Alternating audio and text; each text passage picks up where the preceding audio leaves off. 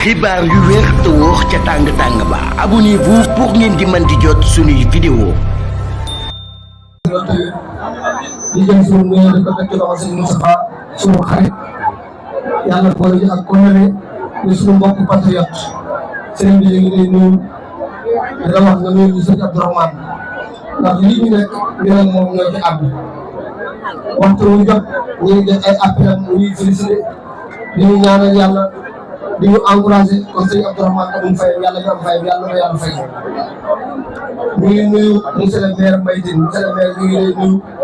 di la dalal jàmm ci coalition Pastef di la dalal jàmm ci Pastef monsieur le maire jërëjëf.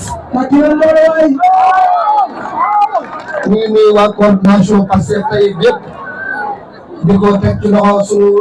mag xamul suñu rak yaakaar naa yaa mooy kon di ko teg ci loxo suñu mag di ko tey di ko jox wàcc waayam di ko ñaanal yàlla sàmm ko baax a baax a baax Diop maa ngi tàcc waa Sénégal ak waa Taïf yëpp ñu tàcc Diop Taïf ndax nag mbir jooju ñu tàccuwaat ko tamit comme ni ñu ko waxee woon léegi laay waxaat ndax tey fi ñu dem def meeting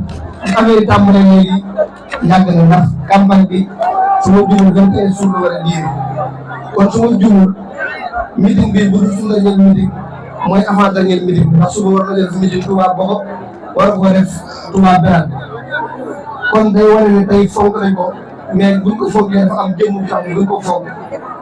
li ma la waxoon juróom-benn weer ci ginnaaw ne la histoire Taïf ginnaaw bi ko Cheikh Mamadou Moustapha bi yore ci histoire Serigne Cheikh Mbacke dugal ko ci histoire Serigne Mbacke Sow dugal ko ci histoire Serigne Abdou Fana dugal ko ci histoire Serigne Abdourahmane dugal ko ci histoire yow kenn mënut ci histoire Sénégal te Diop Taïf bi dugg. bëri nañu nekk ba diaspora bëri nañu nekk ba Australie bëri nañu nekk ba fu nekk ci sori fu gën a sori ci àdduna ñu xamee Taïf grâce à Diop Taïf te loolu su ma ko waxee man Cheikh Thioro placé wu naa pour wax ko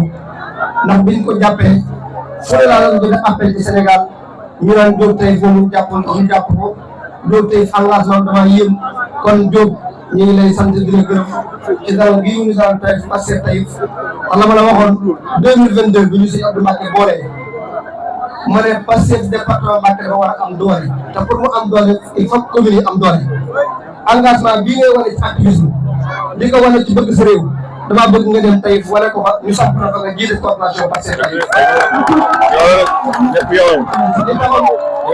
li taxoon ma doon la ko wax mooy lu mel nii la ndax man damaa gëm ne politique jaamu yàlla la mais il faut que ñu département Mbacké ñu gëm suñu bopp te ndaw yi jël seen responsabilité loolu laa gëmoon kon li ma waxoon keroog Mbacké loolu laay waxaat département Mbacké jël nañ seen responsabilité ba pare mu neex mu naqari te grâce ak ndaw ñu mel ni Diop Taïf ak ñu mel ni ñun ñi fi teew ñëpp kon Diop ñu ngi lay félicité di encouragé li ma waxoon laay waxaat léegi waxoon naa ko démb Madina dinaa ko baamuwaat di ko waxaat fii ci Taïf dama ne Pastef bu ñuy wax diw moo am mérite daa fekk ñu fàtte ñu nekk ci Bakhina wala ñu nekk ci armée yi kon Pastef li ma gëm ba gëm bu doon am na kenn ku am mérite ginnaaw bi ñu fàtte weesoo président Ousmane Sonko loolu génnoo ma ci Cheikh Thioro génnoo ma ci Diop Taïf génnoo ma ci koo leen gën a yaakaar ne kooku laa ci bon kooku laa ci fàtte kooku mi ngi ci biir parce que kenn moo ci am mérite muy président Ousmane Sonko soo leen ma laajee ko dinaa leen ko wax keroog ca midi bu Mbacké ba dama ne leen Pastef benn star la am Pastef kenn la ñuy topp muy président Ousmane Sonko ndax moom mooy ki nga xamante ni moo gëm ne lii mënoon naa nekk mu nekkal mooy ki nga xamante ni fonctionnaire dajaloo ne dañoo war a soppi Sénégal dañoo war a créer parti politique dañoo ñëw seet si ko ne ko dañoo bëgg nga jiite parti bi mu gàntal leen ñu seet si waat ko mu gàntal leen ba ko ñetteelu yoon xaritam ne ko lii dañoo bëgg nga jël ko ndax jaamu yàlla mu ne dinaa ko jël ci kaw benn critère mooy yéen ñii di ma seet si buñ nee ba ci kanam ñu bëri dinañ bàyyi ndax xam naa réseau Macky Sall li muy dox waaye man bu ma ko xasee ba jël du ma dellu ginnaaw ngeen bàyyi ak ngeen ñàkk bàyyi ndax pare ngeen pour gunge ma 90% te mbooloo ba ko jël si woon ne ko pare nañ pour gunge la yaakaar naa ñoo ne fi mu toll nii ñett ci des ñëpp bàyyi nañ ànd ak Macky Sall kon kooku bu fekkente ni porte na projet bi ñu gën ko ci njaalo tas ci këram lu ne ñu def ko ba tëj ko kaso mu dem ba waxtu nekk candidat di jot Macky Sall xañ ko mu nekk candidat mu jël rakkam def ko muy candidat def ko ci réew mi kon kooku moo am mérite ci projet kon sacrifice yooyu président Ousmane Sonko def fàtte jëmmam fàtte genn positionnement jël réew mi teg ci kanamam ñun ñii nga xamante ne dañu wóore ne bu Ousmane Sonko la dañ def sacrifice toll noonu buñ ko mën tamit jëm ko suñ kéem lay kàttan ndax Pastef ku sa bopp ñor boo fi ñëwee doo fi yàgg. dëgg la de. Pastef ku sa bopp ñor boo fi ñëwee doo fi yàgg. président Ousmane Sonko bi muy recevoir ñoom monsieur le maire Maïtis ak maire département bi nee na Pastef ñëpp lañ soxla waaye daf caa tegoon ñaari baat yu am solo. kaddu yu ñaaw soxla wuñ koo xamante ni dafa jëloon ar réew mi ndax même moom président Ousmane Sonko bu dugalee ar réew mi soxla protection kon encore une fois ñun soxla nañ maire yu mel ni Mbaye Tine soxla nañ yeneen maire yéen nekkoo la yoon ñun du yoon dama leen koy wax dañu leen ma ne wax sama koy mesuré Cheikh Thioro du yoon Diop Taïf du yoon keneen ku fi nekk doo yoon képp koo xam ne dafa def lu ko yoon di toppee buñ eggee di kàddu yoon dina ko leeral mais fii ñu toll nii nga xam ne dañoo doon ay élection législative yàlla dogal ñun ñii ñu te liste bi Diop Taïf bii nekk ci liste bi ndax moom def na accord politique ndax liste département bi ay junni nit ñoo nekk ci département bi def politique kon moom bu bokkee ci liste yi choisir def ko ci liste bi kon Pastef am na reconnaissance Diop Taïf Pastef fonk na Diop Taïf léegi ko wax démb laa koy wax ku ne yaa nag bi boo doyul bu nga ko reyee jox la ba tax nga suur Diop Taïf yow li la Pastef wax mooy yaa nag bi la bu la doyul bu nga ko reyee jox la ba tax nga suur kon bëgg na ko delloo seen xel bu baax kon lii ñu dem muy élection yu am solo ndax dañoo xeex ay bakkan tuuru ay nit dem kaso loolu buñ ko fàtte nañ koy teg suñu kanam tout le temps man damay faral di wax ne Pastef deseelu tuma dara man Pastef deseelu tuma dara surtout Pastef au niveau département kon li nga xamante ni moom laa war a defal waa Pastef mooy gor yu mel ni yéen ñi fi nekk ñu gunge leen ba seen ambition ci seen dëkk ngeen mottali ko ci loolu ci lañ nekk bu leen dëkk li ma waxoon laay waxaat bu fekkoon ne ni damay ñëw Taïf monsieur le maire Mbaye Tine mi ngi def meeting mu ñëw ca meeting ba dem ñibbiwaat Mbaye Tine moom ni ko war a ragal li tax mu war maa ragal dinaa ko wax ndax Alioune Ndiaye mooy faral di wax ni am naa toj naa toog te bëri naa kon ñun li ñuy doxee au niveau Pastef communal wala au niveau Pastef départemental par exemple Ousmane Sonko bëgg na njabootam mais li nga faral di wax njabootam mooy seen dën yaatu ndax Sénégal xamuñ ci Pastef Sénégal moo ëpp doole Pastef moo ëpp solo Pastef président Ousmane Sonko buy xeex Sénégal moo tax muy xeex kon lu ñuy def nañ jël Sénégal teg suñu kanam te yenn discours yi ak yenn wax yi jëlee ko fi ndax ñun ñëpp ñu bokk Sénégal li ma dégg ngeen wax ko fii ci ay doléances fi Taïf mu ne leen ko saafara ci faw féewaloo ci benn rek ngeen ko may nekk dañ Abdourahmane Serigne Seck leen fat man moo ma wax ni bu ko dugal ci politique man moo wax ni bu sañoon Taïf gépp mu nekk benn ndax depuis 1960 ba léegi Taïf dañu seet ne koy gannaawal mais defuñu ko dara man mooy wax loolu kon yaakaar na ci gouvernement président Bassirou Diomaye ak premier ministre Ousmane Sonko Taïf jóge fi mu nekk dem feneen jàmmal nga leen ndox bi nga xamante ne moo jóge Sadio dem ba Mbacké romb Taïf te Taïf amul droit brasser des forages kër bi ma ko waxee PM premier Ousmane Sonko te dama doon dañ ko saafara te monsieur le maire li mu toogee PM wax na kon Diop Taïf yow li nga yàgg wax Ousmane Sonko xam nga fi la président Ousmane Sonko teg xam nga fi la ay soxnaam teg xam nga fi la waa parti bi teg loolu kenn favorisé wu yaa ko fi liggéey ci li ma tee di wax maa ko fi liggéey mais yow yaa liggéey Pastef lu tax nga am reconnaissance bi nga fi am kenn favorisé wu la ñun Pastef duñ ci parparloo tey jii bu ñu gisoon ne amoon mbir boobu duñ la taxawoo ni ñu la taxawoo ndax bi nga fi nekk am nga ñoo fi nekkaloon mais dañoo xeex tey jii ba jox la ñu la jox xeex boobu ñu la xeexal tey jii lañ koy continuer duñ ko dellu gannaaw ñun duñ gisal kenn di ko gor encore une fois ku ñuy ànd ci gor lañu ànd yow ak ci dëgg mais dañ parparloo ci Pastef kon li ñuy wax booy Pastef parti boo xam ne parti pour Sénégal yëpp Diop Taïf fi mu ñëw tey Pastef tey daa fekk ay nit encore une fois xeex ba jëlee fi ñooñu Pastef noonu lañ fi laxee Pastef amul militant première heure ak militant deuxième heure Pastef li mu xam mooy militant engagé Pastef li mu xam mooy militant engagé kon ci loolu la ñu wax di félicité Thiam biñ jàppee Diop Taïf ci la gën a xamee Thiam lekkatul Thiam naanatul heure boo wooyee li may wax mooy Diop Taïf kenn lañ ko bàyyi di profité di rendre hommage waajur Diop Taïf man ñu comprendre lañ ndax ñu ci bëree bëri bi muy jóg ak dem dañu war kii lan lay def xanaa dafa dof Diop tey agressé nañ ko ngir passé encore une fois bu ñu fàtte loolu gaz Mbow ñu koy sant di ko gërëm gaz ko am taxawaay di profité ci loolu rendre hommage jigéen ñi passé tey yëpp ku ci mel ne soxna Soxna ñu wax fee léegi ak kàddu yu am solo yi mu wax li ma gën a dawloo sama yaram mooy ki nga xamante ni ma wax ci suñu handicapé yi loolu man bañ handicapé dama koy bañ ndax handicapé ci xel la nekk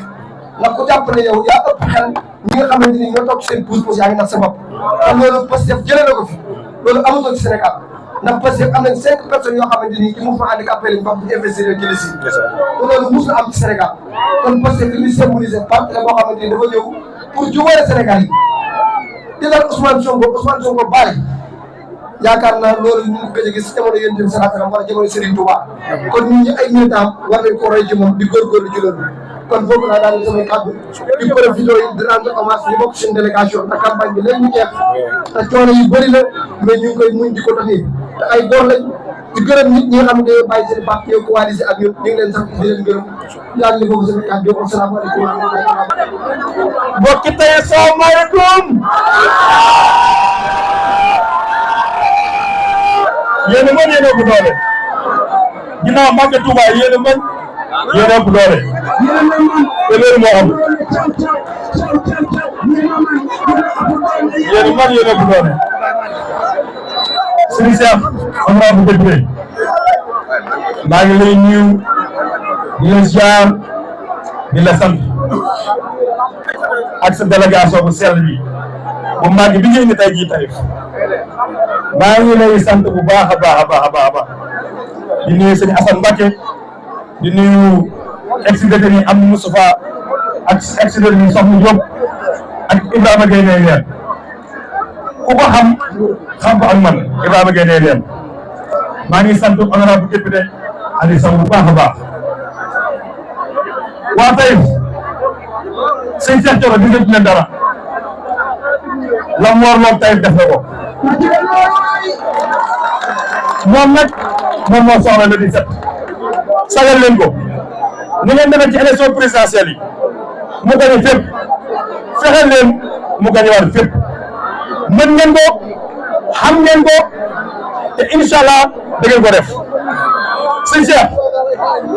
dama lay wax soo tëddee mën ngaa nelaw Taïf moom mokk na ba pare loolu moom xam ko baax mais lii aussi lii nuyu aussi monsieur le maire Mbaye Tine di ko dalal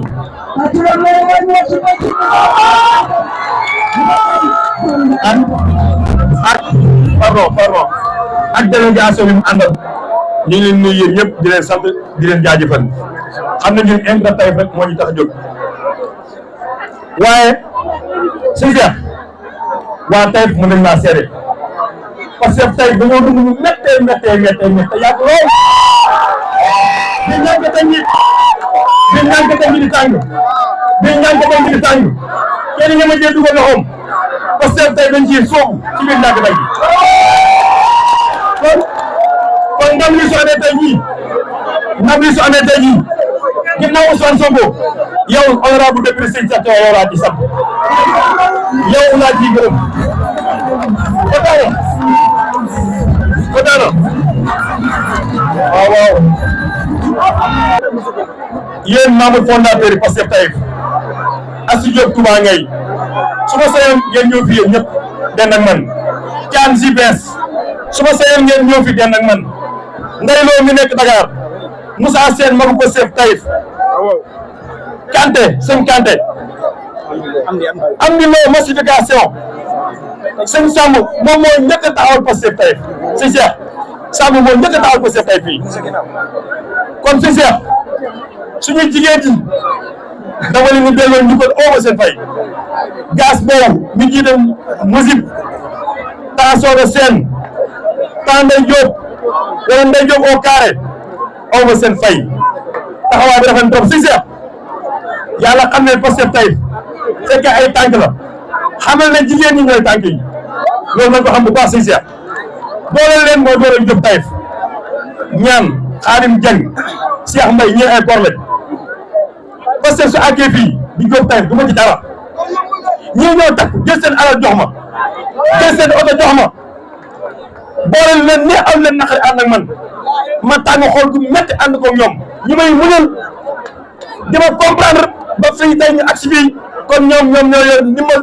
ñoom ñoo yor ay ngërëm ñoom ñoo jar a sant man kenn waruma sant kon Pastef tey maa ngi leen sant di leen jaajëf si taxawaay bi dama leen wax nag si Cheikh Thioro mars 2021 après les événements de mars dama ko woo téléphone bi ma ko jotee kàddu yam wax mooy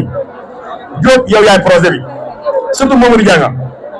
surtout Mamadou Dia dafa war a nekk dans les débats te ànd ak projet bi ci la sa ngëneel nekk mars 2021 sëñ Abdou Mbacke moom baa Cheikh Khalif moo ma jox numéro sëñ Cheikh bokk na sama activisme lu ci bare ak sama développement personnel sëriñ daara la mais yàlla xam na ne ay conseil daf may jëriñ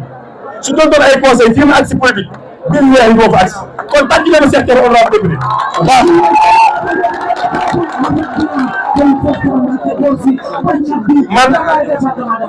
man ku ma xam naa Ousmane Sonko activiste la mais dama naan ànd ak moom ci caravane yi au niveau national 2022 local 2022 bi mu jàllee Cheikh Thioro damaa woo maa ngi moom képp ak yàlla mu ne ma Diop man dama laa bëgg te dëgg la lay wax ci dëgg la ñuy ànd dama nga wuti base politique dama tey nga gëm sa bopp fépp fu nit di àgg ci politique da nga fa àgg 2022 la ma wax 2022 maa ngi moom képp ak yàlla mu ne ma dama nga téye sa base lépp loo soxla wax bu ma wax Ousmane Sonko dara lépp loo soxla naa la jàppale naa la dooleel fii ak ñaari at duñ tudd kenn tayif te duñu tudd kon sëñ Cheikh Thioro la nga waxoon yàlla def na ko maa ngi lay sant baax di la jaajëfal biñ jógee ci loolu ma toog ak président Ousmane Sonko 2022 même année avant ñu may jàpp sama 3e arrestation président ñuy waxtaan mu ne ma Diop activiste baax na lool mais dama ko uti base politique ànd ak man neex na waaye nguur gi soo bëggee liggéey ak ñoom man sax su ma fi nekk ko keneen ñëw ko liggéey ak moom dama ko uti base politique ma ne ko yàlla xam ne ne boobu Ousmane Boro bi ngi toog Ndiaye Seck xaritam mi ngi toog tonton Djibi Ndiaye mi ngi toog boobu dañ maa invité añ ma ne ko li nga ma wax moo la ma Cheikh Thioro wax mu ne ma Cheikh Thioro dañuy wax mooy dëgg waaye nag li may dénk mooy bu réer ak Ousmane bu réer ak Cheikh Thioro Mbacké li Ousmane Sonko moo ma ko wax këram ne ma Diop bu réer ak Ousmane bu réer ak Cheikh Thioro Mbacké am nañ ngeen liggéey damaa bëgg rek damaa bëgg yéen waa Taïf ngeen xam ne si Cheikh Thioro ànd nawle lañu ànd ñu jaayante ci dëgg lañu ànd Ibrahima Gueye ne leer nii musuma jaay ci dëgg lañu ànd waaye Serigne Cheikh Gaïndé Fall dafa wax am solo dane nit njariñ képp lañ koy doyee Serigne Cheikh Thioro man xam naa njariñam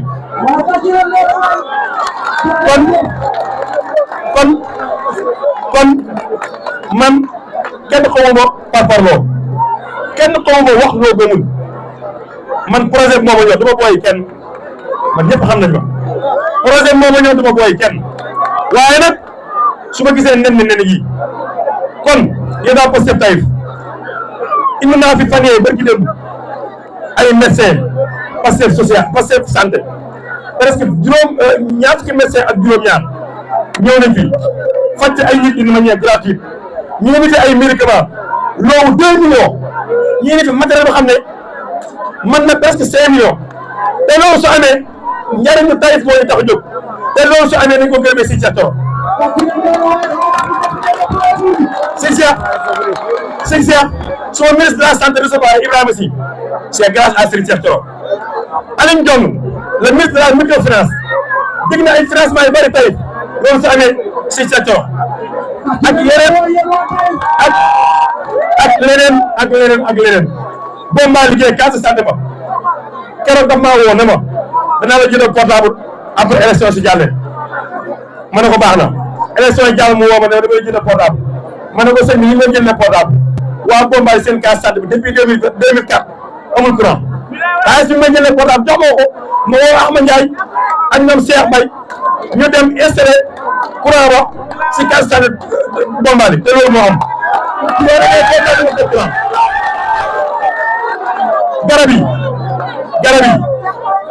garab yi le ministre Ngom ministre de l'environnement Daouda Ngom maye nañu presque 1500 garab 1500 garab yëpp jëmbat nañ ko Taïf ak lu wër Taïf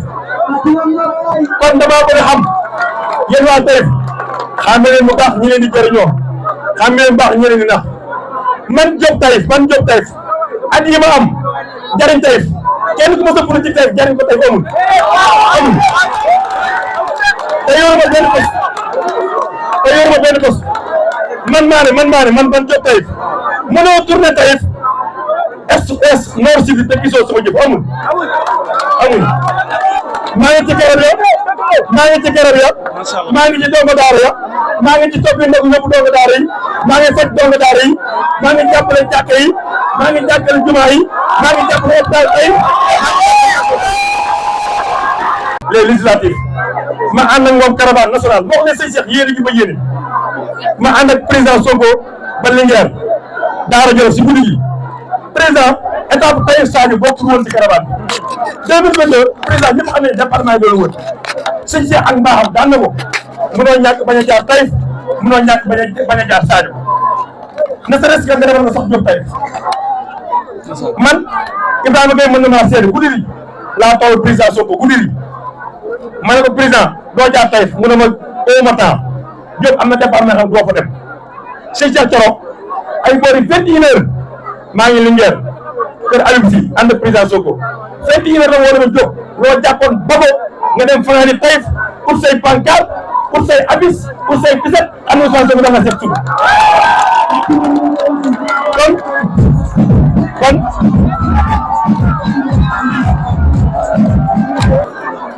yéen waa Taïf am na ku ma wax léegi naan ma Diop Ousmane Sonko da laa wóolu moo tax yow doy nga ñu la yow doy nga ñu parce que Ousmane Sonko yaa ngay jox ay pigeon man su ma amee accès boobu relation su ma ko amee ba Ousmane Sonko wóolu ma ak ñàkk tànk ni mu métti woon ak sécurité mu wóolu ma nga jox pigeon su fekkee 100% 90% yi si ca toro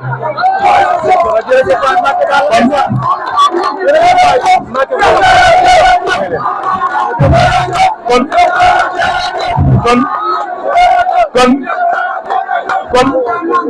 cër bi ma jox weesuul suñu Cheikh dama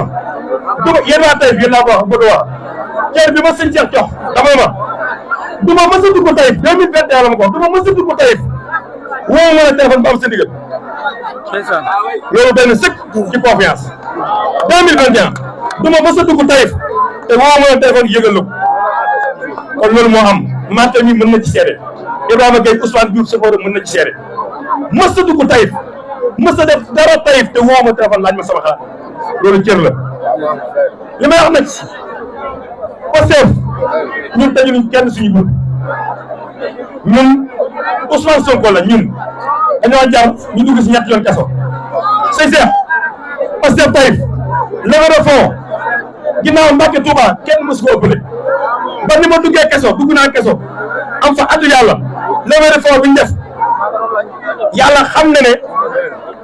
ginnaaw Touba ak Mbacke Pastef boo jël 3e te pourtant duñ maire duñ député kon sëñ Cheikh ñi ma ànd ay góor lañ kon maa ngi sant ñaan bu baax di sant Sidi Diop doyen Sidi di sant aussi tonton Diop si la mi jóge Suisse bàyyi yitteem bàyyi léppam ñëw ànd ak ñun campagne ak ñun mais di leen wax rek ne leen man maire monsieur le maire nekk maire Taïf bokk na ci sama ambition yi gën a tuut nekk maire Taïf bokk na ci sama ambition bi gën a tuut si Cheikh Thioro nag moo wax te li moo wax Ousmane Sonko wax ma ko loolu rek benn sëkk mooy fépp fu ñuy tudd ab politicien ci département bi dañ la fa tudd kon loolu ñun ñu ngi sant baax mais di wax monsieur le maire parti Pastef ñoo nga parti bu structuré parti bu am ay règle parti bu am ay norme parti bu wuuteeg PDS wuuteeg APR waxuñ la doo dugg mën ngaa ñëw waaye carte moom yàlla naa def moom Pastef Taïf moo la koy jàpp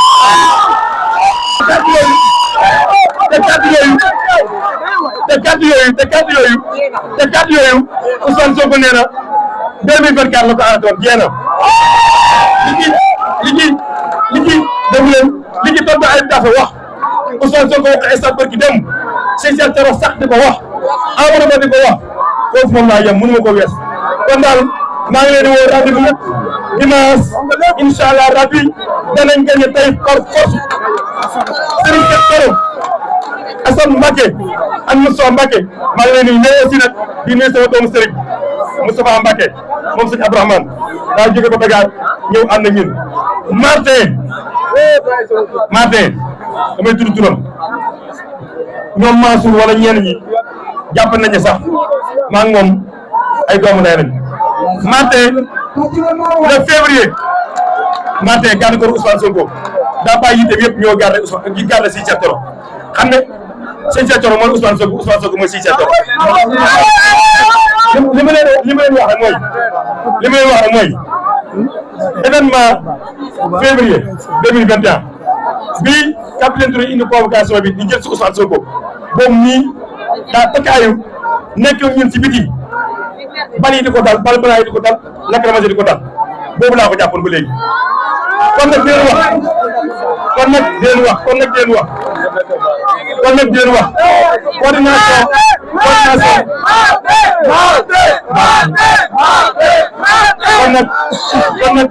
dinañ wax coordination communale yëpp waa Kër Baab mënu maa tudd waa Touba Tey Séeréer waa Bombali yéen ñëpp waa Bayla Touba Ngay yéen ñëpp Maka Sarr Naar ga Minam Sarr Danki yéen ñëpp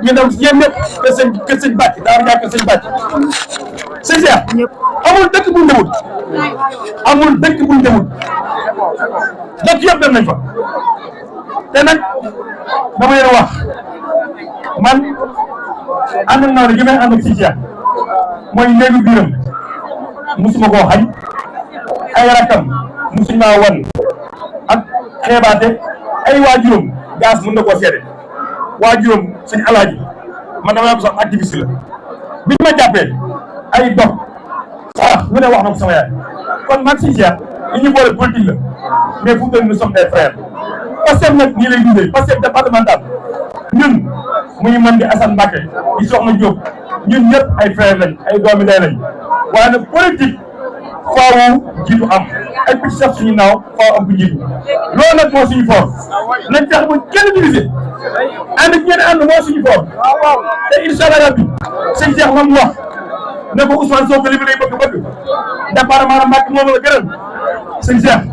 li ma lay bëgg sama taal bi moom la gënal.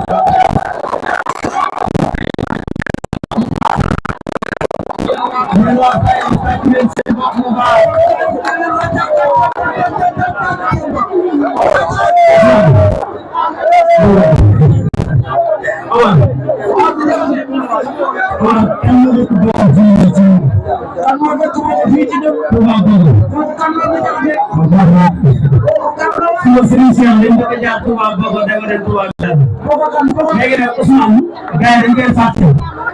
Ousmane gars yi dañ ko am leen xool bu baax a baax a baax a baax Ousmane Diouf su dee Serigne Cheikh waaw kooku mooy chauffeur bi koy dawal di ko defal Ousmane Diouf dawal ak defal Ousmane Diouf Ousmane nee na yéen suba Touba Bogo léegi nag dem gënal Serigne Abdoulaye Diakhaté aussi boo ko demee ci collectivement ci borom dogal waaw kan lay bëgg a jox kàddu gi kooku mooy kan ci nga xam ne ñu jiit bi daal moom mooy jàpp kan la ngay dégg ñu daal moom mooy jàpp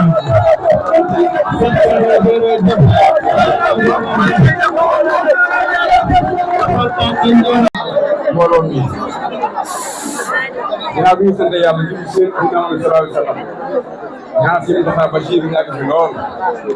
ñaanal si Abdou Makhtar bi yàgg fi lool ñaanal si Abdourahmane Mbacké Gaïndé Fatma ak sëñ Famad Mohamed di leen jaar yi teg ko ci loxo suñu Mbacké mi toog di jàll ñu ci sant yooyu yëpp maa ngi nuyu ñi fi teew ñëpp jël nuyoo yi gisal ci honorable député Serigne Cheikh Thioro Mbacké ak l'ensemble du comité départemental Pastef su ma ko waxee rek bàyyiwuma kenn y compris les investis ak kenn ku ci nekk ci li nga am ci biir département bi Pastef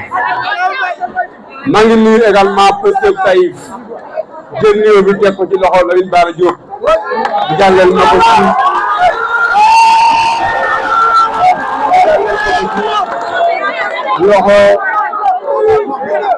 loxo ñi nga xam ne ñoo nekkoon Pastef tey ba léegi di beneen nuyoo suma cabinet le cabinet du maire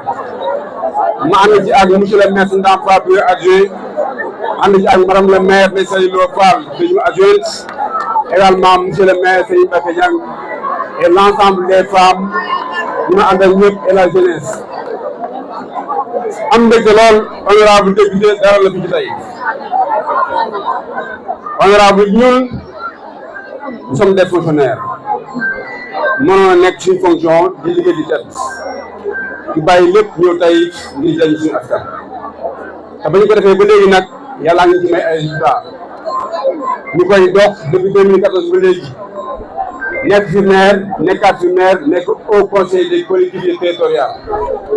loolu lépp bu ñu ko amee grâce à Taïf ak barke Taïf waaye ñun suñu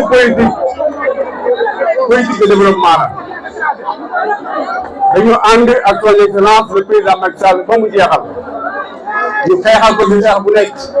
waaye mu defal fi yëpp lu nekk yàlla dogal mu jeexal ñu toog ak suñu ngor nekk suñu liggéey ba le président du Pastef Ousmane Sonko tàllal ñu loxo ñu wuy ji ko ngir Sénégal ngir commune Taïf dama gëm ne képp koo xam ne da nga nekk maire dans ce pays bëgg a développer sa réew xam enjeu politique yi waroo bokk ci xañ majorité régime bi fi nekk parce que état du Sénégal yi ñu waxee mooy c'est le président de la République qui définit la politique de la nation te jur yu bëri dafa jaar assemblée nationale te ab maire bànqaasu état la ñun fi ñuy toog dañuy obligé doxal politique du président de la République et son premier ministre obligatoirement boo koy doxal nag bëgg mu jàppale la da ngaa war a fexe li muy doxal mu mën a jàll. Il y va de l'intérêt de la nation et de toutes les politiques territoriales d'accompagner le nouveau régime pour qu'il y ait une majorité parlementaire. Bu ñu ko defee nous allons droit vers une instabilité institutionnelle qui va mener le Sénégal au chaos et qui va bloquer le développement du pays. loolu moo tax ñu nangu loxo président Ousmane Sonko avec fierté. Honorable député, dama bëgg a préciser que ne man fii ci tey bi ma jógee ci audience bi dama déglu base bi yëpp ñu jox ma ndigal ne ma demal ànd ak président nga liggéey. L'audience s'est déroulée le vendredi. Pendant 4 jours, j'ai fait des consultations dans la commune. Les religieux, les chefs de village, les dirigeants, les militants ont dit un seul mot, aller travailler avec le président. Dama ne man ci ma nekk assemblée bi rek mais yow ma ci loolu dama bëgg a préciser lu leer. Honorable député, man xaw ma dugal tànk bàyyi tànk député man la koy dugg rek.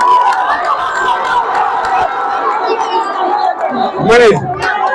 duma mouvement de soutien dama kooku Pastef te ni ñu koy bokkee ñaar la def une déclaration officielle mooy bi ci dëkk ñaareelu mooy ba ma joxee carte ma jënd ko te bu ma joxee carte damay ñaare ñu bokk ci parti mais nga def ko de manière officielle def nañ ko li ci topp nag mooy li koy waral mooy jënd carte soo ko joxee carte daa ko jënd te ñëpp a jënd carte kon bés ni ki tey honorable nga xam ne Mbaye Tine mi wax ak yow tey maire Taïf il est en même temps militant du parti des patriotes africains du Sénégal pour le travail, l'équité et la famille. Je suis un militant convaincu de commencer maximum empreinte à partir du 7 novembre, Inch'Allah. Population Taïf, je vais vous dire une règle. Enjeu bi tey yenn rek la mooy le 17 novembre commune Taïf bureau de vote yëpp parti Taïf.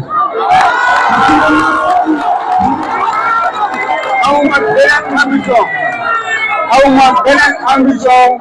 le 17 novembre ñu dem ci bureau yëpp ñu déglu ko ñu gañe ko mu dese Lamine Bara Diop ñu ko félicitation mooy félicitation. bu ñu paree nag ñu déroulé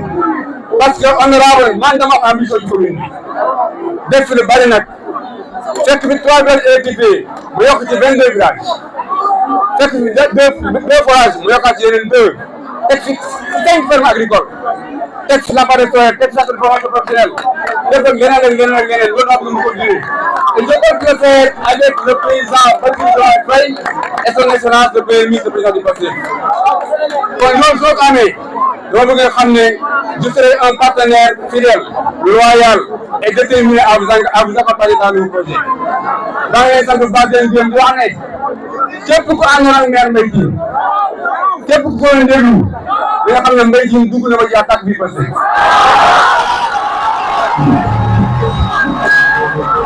donc honorable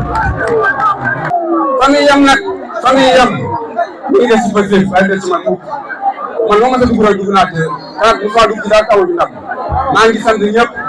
di gërëm ñëpp ñu accompagné ñëpp maa ngi leen di gërëm maa ngi leen di sant di leen wax ne bu ngeen fi jógee préparer la victoire du 7 novembre en votant massivement la liste.